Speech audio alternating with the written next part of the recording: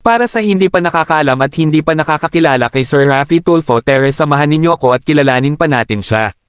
Si Rafael Tesheba Tulfo, mas kilala bilang Raffy Tulfo, ay ipinanganak noong ika-12 ng Marso taong 1960 sa Quezon City. Siya ay anak ng isang colonel sa Philippine Constabulary at isang may bahay. Sa kabila ng kanyang hindi natapos na pag-aaral sa kolehiyo, nagtagumpay siya sa larangan ng pamamahayag at naging isa sa mga pinakasikat na personalidad sa media sa Pilipinas. Nagsimula ang kanyang karera bilang isang broadcaster at naging tanyag dahil sa kanyang programang Wanted sa radyo, kung saan tinutulungan niya ang mga tao na makamit ang hustisya laban sa mga hindi makatarungang sitwasyon. Ang kanyang estilo ng pagbibigay ng tulong ay naging dahilan upang tawagin siyang hari ng public service.